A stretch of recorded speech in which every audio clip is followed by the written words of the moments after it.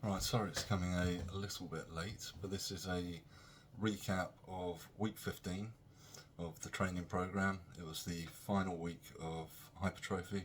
It's got to be said, it wasn't my best week, but it was okay in certain respects, not so good in other respects.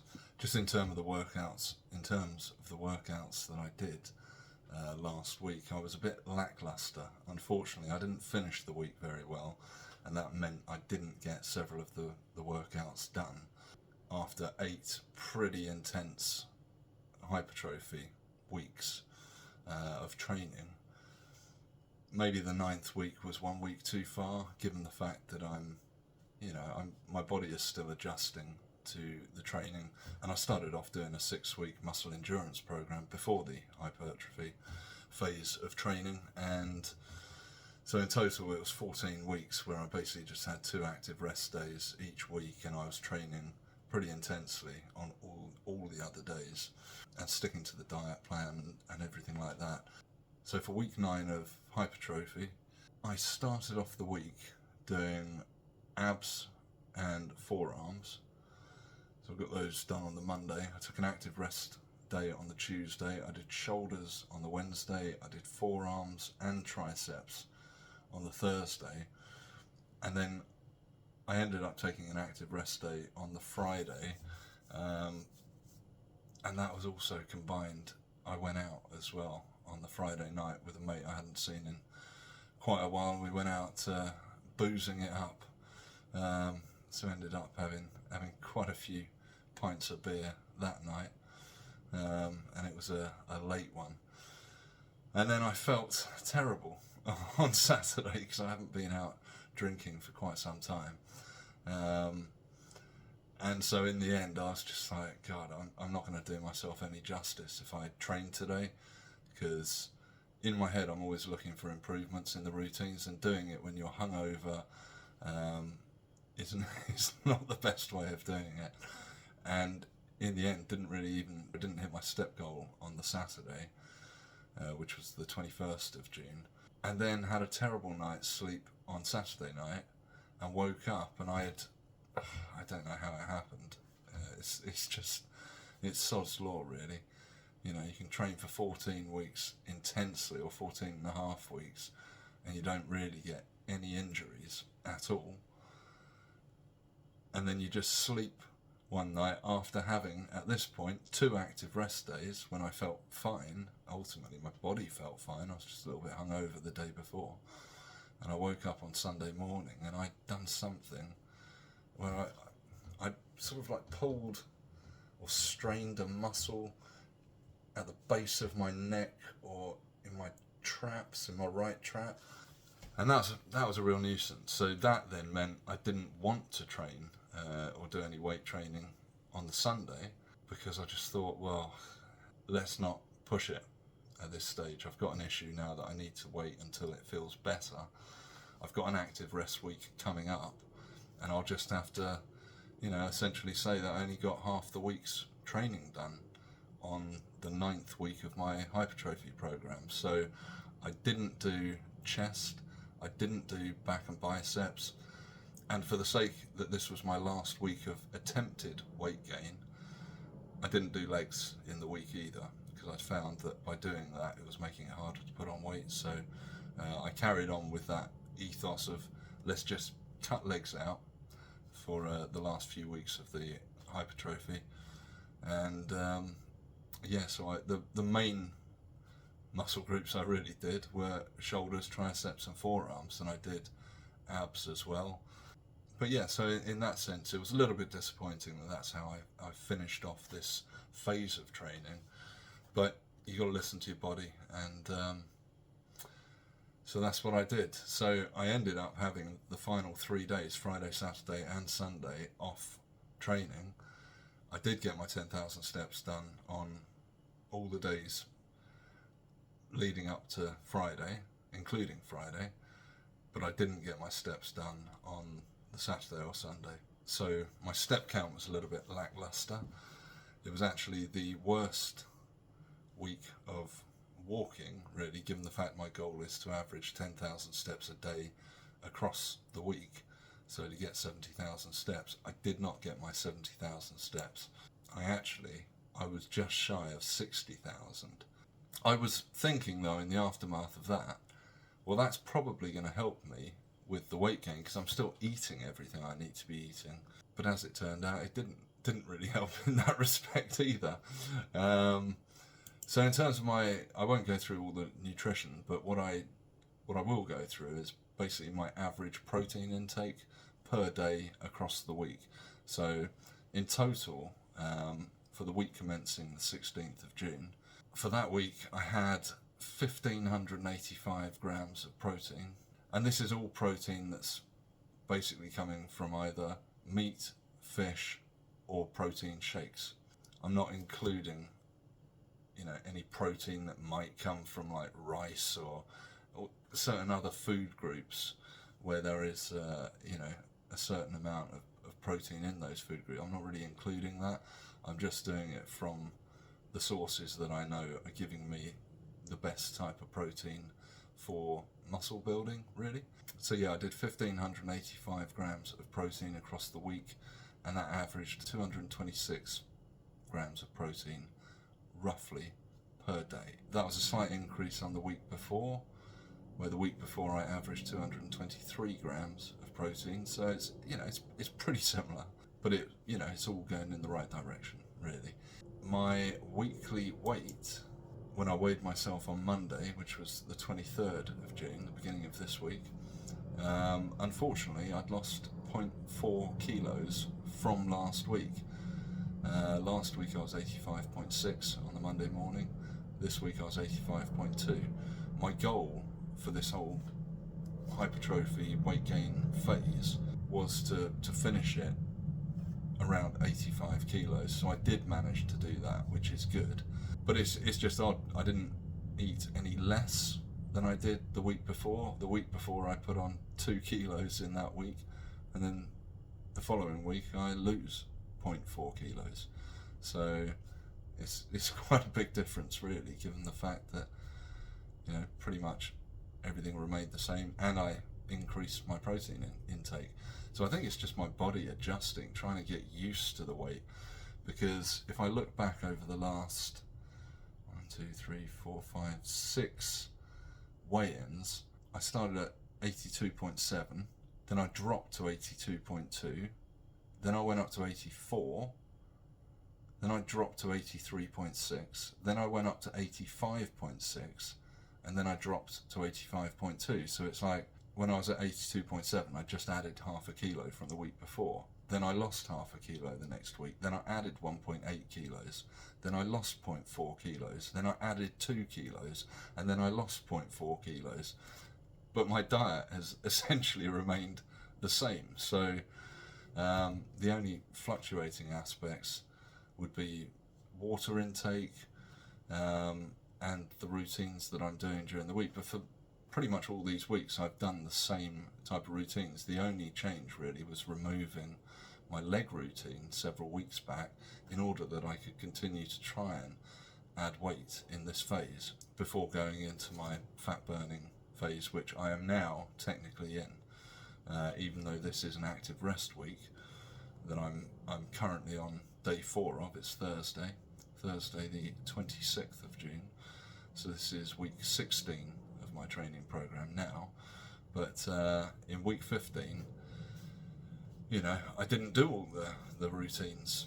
So I would have thought, and given the fact I was still eating all the food, I really assumed that I would at minimum maintain the weight that I was at the week before, if not gain a little bit more. But hey ho, it wasn't the case. I lost 0.4 kilos, so that is my battle. My battle is trying to keep weight on me. Because, as I've alluded to previously, I seem to have the type of body that finds it very easy to lose weight, and I really have to make a conscious effort to eat a lot of food very regularly and consistently to make any gains, any weight gains. And even if I do stay consistent, it seems that I still have these weeks where I do lose a small amount of weight, which is telling me that I need to start eating even more. Because as I get bigger, the maintenance amount of food that I'll need to eat will keep increasing as I keep adding weight. And I need to factor that in, really. But that'll be for when I go back into a weight gain phase. But that is likely not going to be for at least 8 weeks. Oh, the next thing was the water intake. And I've been trying to average as close to sort of 4 litres a day as possible. And last week I did. I averaged exactly that across the week. It was 28 litres consumed, which works out at 4 litres per day on the dot. And so now, this is moving on to this week. This will be week 16 of my training regime since 4 years of doing basically nothing, just on account of my back problem. But yeah, I just felt that after 15 weeks of fairly intense training, I would build in an active rest week. And on this week, I'd set myself a goal of basically just try and walk 20,000 steps a day, every day. Don't do any weights, don't do any resistance exercises, just walk. It's proving a little tougher than I thought. Now, I haven't missed a day yet. I've just come back from a little walk as well, because I just wanted to bump myself up to those 20,000 steps. But I am finding it tough. My hips are feeling it.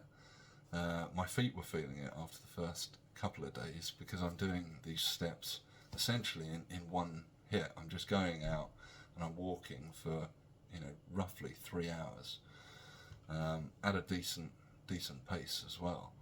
And when you do that, yeah, it does take its toll, because you are walking a pretty good distance.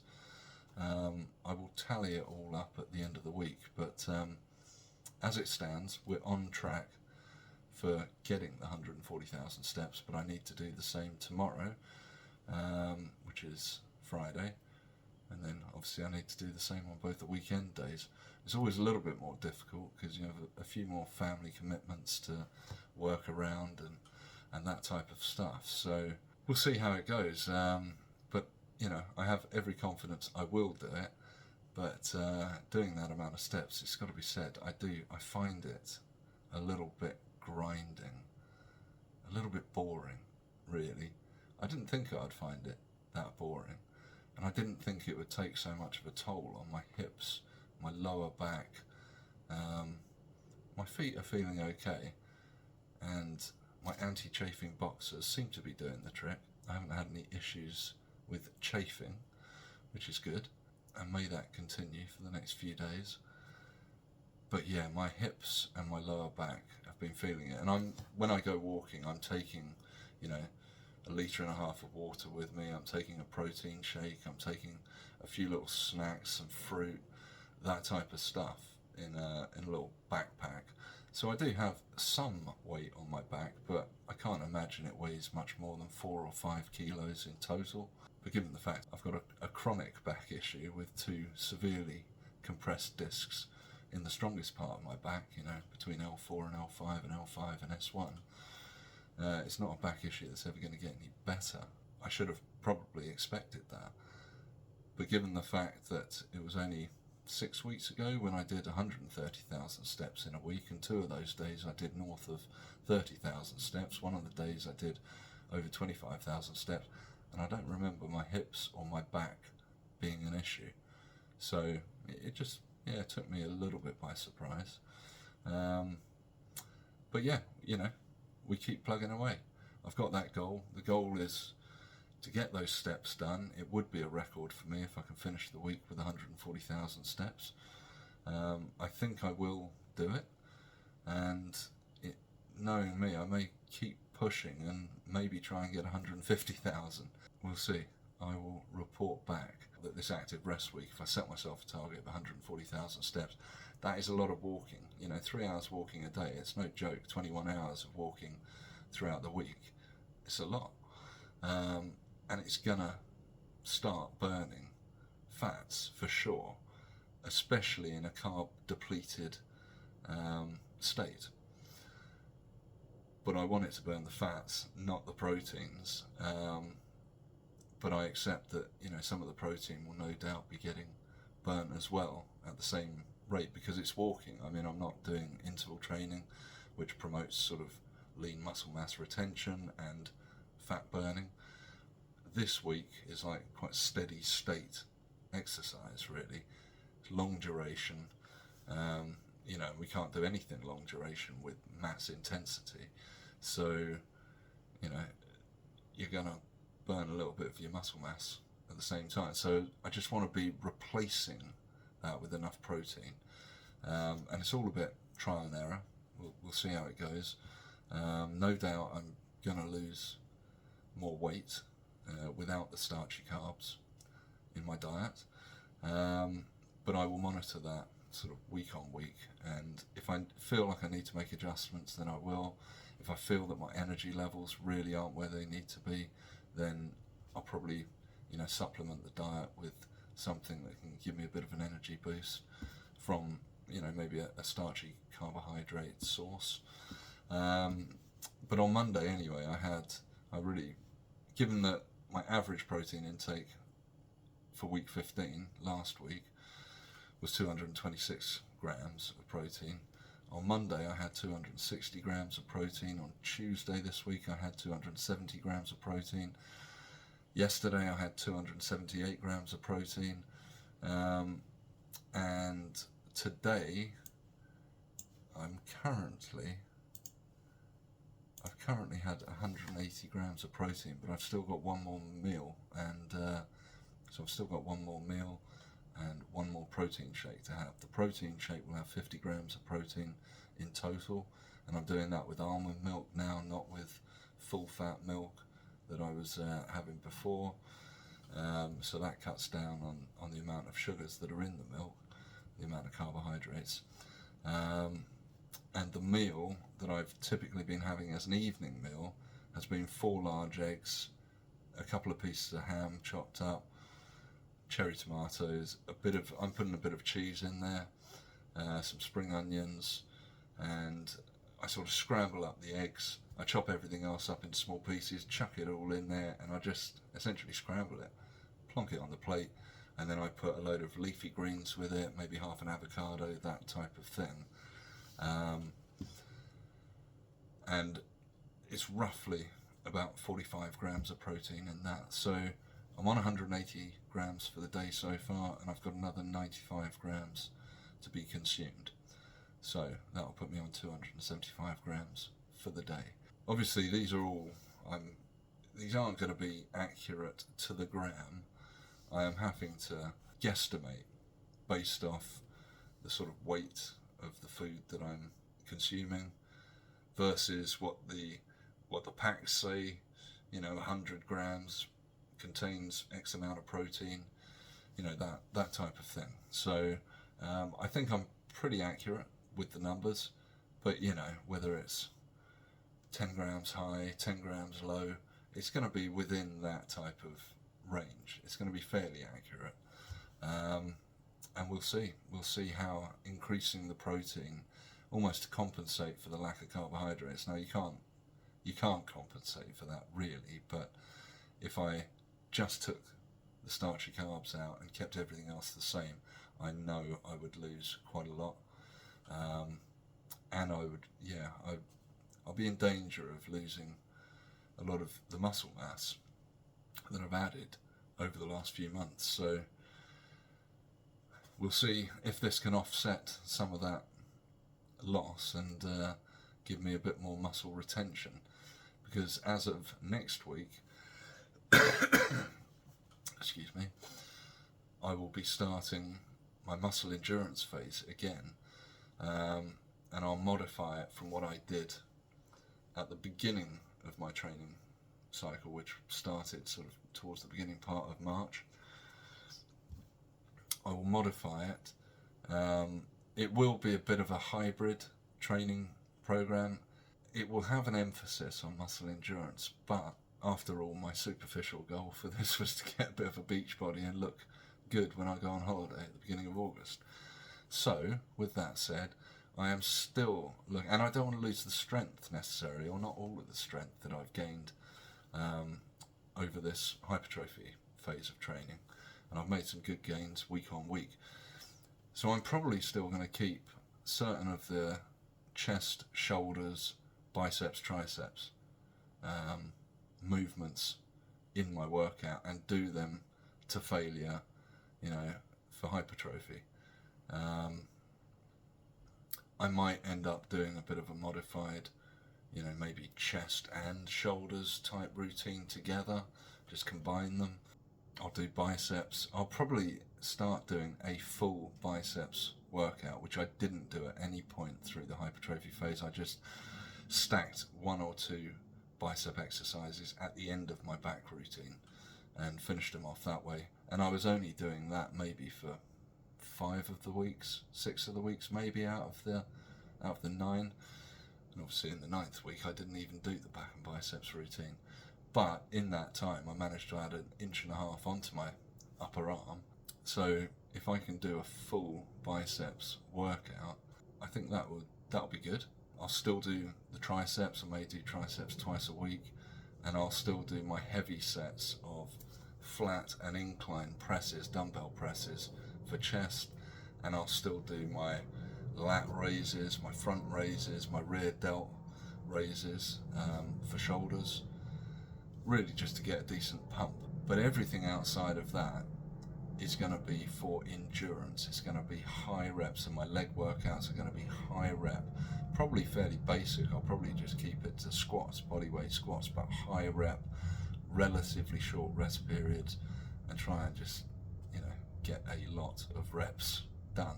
And we'll see how many I can get done, because it's pretty taxing, but that will definitely lend itself to burning fats.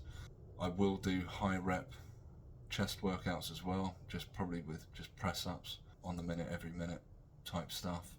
Abs will be high rep, hanging off the bar, knee raises, maybe leg raises, anything really just to get my heart rate up, get a real good sweat on, get some decent fatigue going on, but challenge my body, really. I don't want these workouts to be easy. I want them to be hard, because that is going to force the fat burning, especially if I keep the starchy carbs out of there. And I've got roughly 4.5 weeks in that muscle endurance phase before I go away, and I think I can do a lot given the fact I've started my new diet this week. By the time I go on holiday it would have been 5.5 weeks, assuming I can keep it relatively similar to what it is now. And if that's the case, there's not going to be many sugars in my system, so my body is going to be looking at the fats and the proteins to provide energy. And if I do interval type training, it promotes lean muscle mass retention, and it burns a lot of fat. I'll try and do several interval training sessions a week, plus all of these other muscle endurance routines, plus a couple of hybrid workouts where I'm still doing like some of the chest and some of the shoulder exercises for hypertrophy, and I'm doing my triceps and my biceps for hypertrophy. After all, it's about getting that beach body. You can't neglect those areas. And the rest of it, the leg workouts, should be stripping fat because they will be intense, they'll be hard. And the rest of it will just lend itself to maybe a little bit of toning. And that's the plan. So, sorry it's been a bit ramble, but that's really where we're at the moment. I'll touch base next week, give you an update of how my weight is looking after this week of 140,000 steps, fingers crossed, and and the change in diet without the starchy carbs. Can I maintain a lot of the weight? Am I going to stand on those scales and be weighing, like 82 kilos? Or I hope not. But I guess we'll have to wait and see. Anyway, I hope you're having a great week. Hope you continue to have a great week. And I will be back next week with another update. Alright, cheers. Take care. Bye-bye.